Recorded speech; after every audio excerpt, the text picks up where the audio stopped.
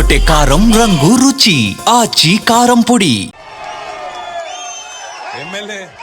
MLA పోతే పోయింది కానీ ఎమ్మెల్యే పోయినాక పార్టీ అంతా లేచి కూర్చున్నది. ఎమ్మెల్యే పోయిండేమో కానీ మొత్తం పార్టీ లేచి కూర్చున్నది. ఏ డివిజన్ కా డివిజన్ 24 మళ్ళా ఈసారి కార్పొరేషన్ ఎన్నికల్లో కొట్లాడే అవకాశం, కొట్టే అవకాశం శేర్లింగంపల్లిలో ఉన్నది. ఎందుకంటే ఇప్పుడే శ్రీనివాస్ యాదవ్ గారు చెప్పినారు. 2 కారణాలు. ఒకటి, మనం పని చేసి ఓటు అడుగుతున్నాం.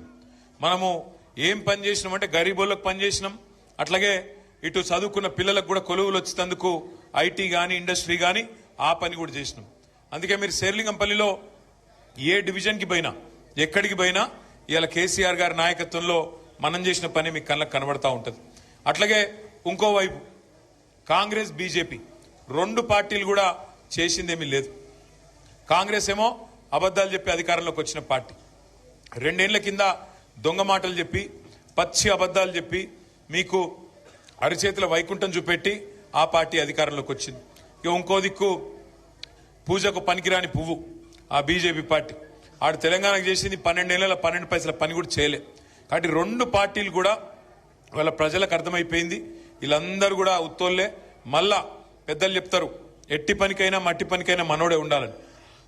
అట్లాగే కేసీఆర్ గారిని తిరిగి తెచ్చుకోవాలి. కేసీఆర్ నాయకత్వమే ఈ రాష్ట్రానికి శ్రీరామ రక్ష అని చెప్పి తెలంగాణలోని ప్రతి ఆడబిడ్డకు, ప్రతి అన్నకు, ప్రతి తమ్ముడికి అర్థమయ్యింది. కొంత టైం ఉన్నది, కాకపోతే ఇంకో 2 ఏళ్లు తనలాడాలి, ఇంకో 2 ఏళ్లు కొట్లాడాలి. ఎందుకంటే ఒక తప్పుడు ఓటు శిక్ష.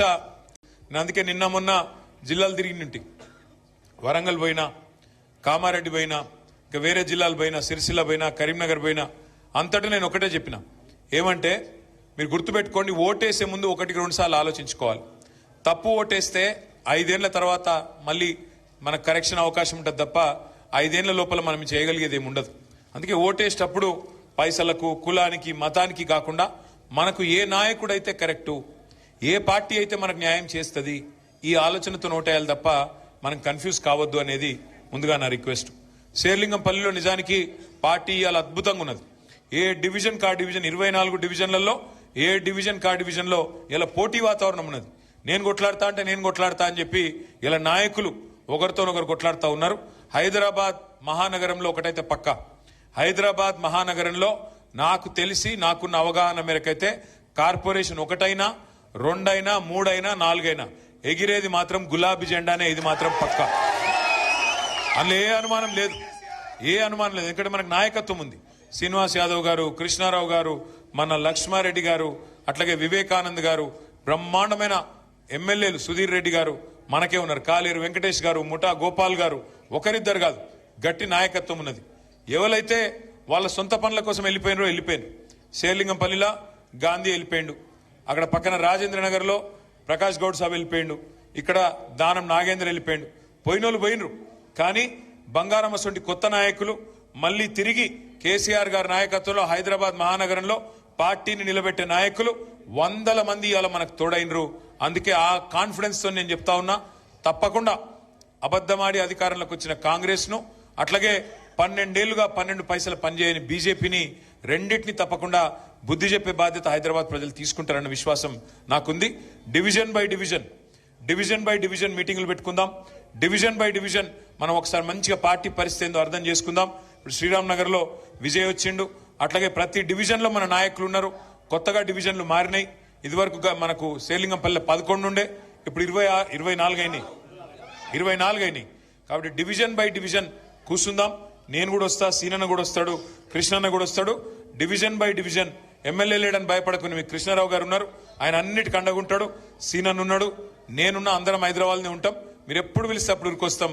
కానీ ఒక్క మాట నేను ముగించే ముందు మీకు చెప్పేది, చదువుకున్న పిల్లలు, విజయ్ కుమార్ రెడ్డి లాంటి పిల్లలు ఇంకా ఎంతమంది ముంగటికొస్తే మనకు అంత లాభం జరుగుతుంది. ముఖ్యంగా మా ఆడబిడ్డలతో నా ప్రార్థన, దయచేసి ఆలోచించి ఓటేయాలని మన వాళ్ళందరికీ చెప్పాలి. ఎందుకంటే లాస్ట్ టైం మీరు హైదరాబాద్లో మన కోటేషన్, కానీ ఇవాళ రాష్ట్రం పరిస్థితి ఏమైందో మీ కళ్ళ ముంగట్నే ఉన్నది. రాష్ట్రం మొత్తంలో ఇవాళ అన్ని వ్యాపారాలు డౌన్ అయినాయి, అన్ని వాణిజ్య సంస్థలు డౌన్ అయినాయి, కొత్త కొలువులు వచ్చింది లేదు, ఉన్నాయి పోయే పరిస్థితి ఉన్నది. శాంతి భద్రతలు కూడా అక్కడ చక్కగా లేవు. పట్టపగలు మన సుల్తాన్ బజార్లో SBI మెయిన్ బ్రాంచ్ లో తుపాకీతో కాల్చి 8 లక్షల రూపాయలు పట్టపగలు ఎత్తుకపోయే పరిస్థితి. మీ చందానగర్లో పట్టపగలు జ్యువెలరీ షాప్ మీద దాడి చేసి బంగారం ఎత్తుకపోయే పరిస్థితి. పట్టపగలు మర్డర్లు అవుతున్నాయి. ఇవాళ కేసీఆర్ గారు ఉన్నప్పుడు ఎంత పటిష్టంగా హైదరాబాద్ లో శాంతి భద్రతలు ఉండే, ఇవాళ ఏమైంది పరిస్థితి మీ కళ్ళ ముంగటనే అన్ని తెలుస్తా ఉన్నాయి. కాబట్టి తొందరలో వచ్చే కార్పొరేషన్ ఎన్నికల్లో గులాబీ జెండా ఎగిరేసే దిశగా ఇంకా ఉధృతంగా ముంగడికి పోదాం. డివిజన్ బై డివిజన్ పనిచేసుకుందాం, సిస్టమేటిక్ గా పనిచేద్దాం. ఇంతకంటే ఎక్కువ నేను మీ ఓపికకు పరీక్ష పెట్టాను. చాలా ఆలస్యంగా వచ్చినందుకు మన్నించాలని కోరుతూ, మరి విజయ్ కుమార్ రెడ్డి గారితో పాటు ఇవాళ పార్టీలో చేరుతున్న సోదరులు మరి బాలగౌడ్ గారు, చారి గారు, మదన్ గారు, దుర్గయ్య గారు, రవికిరణ్ గారు, నబీ గారు, సల్మాన్, భూపాల్ రెడ్డి, రంజిత్, నాగరాజ్ గుప్తా, అరవింద్ గౌడ్, జగదీష్, శ్రీకాంత్, మల్లేష్ యాదవ్, పెద్దిరెడ్డి, మోషా, జగన్, రాంబాబు, భీమేష్, సాయినందన్, ఈశ్వర్ గౌడ్, సల్మాన్, ప్రసాద్, అశోక్ సాగర్, గణేష్, బాలు, వీళ్ళందరికీ కూడా, సాయి, గోపి, నాగరాజ్ అందరికీ, వారితో పాటు విచ్చేసిన మీ అందరికీ పేరు పేరున స్వాగతం తెలియజేస్తూ, ఇంకా కొండలరెడ్డి గారు కూడా వారి ఆధ్వర్యంలో కూడా జాయిన్ అవుతా ఉన్న తమ్ముళ్ళందరికీ స్వాగతం తెలియజేస్తూ మళ్ళొక్కసారి నమస్కారం. జై తెలంగాణ. ఒక నిమిషం మిగతా వాళ్ళు ఎవరైతున్నారో వారు వచ్చేసారు.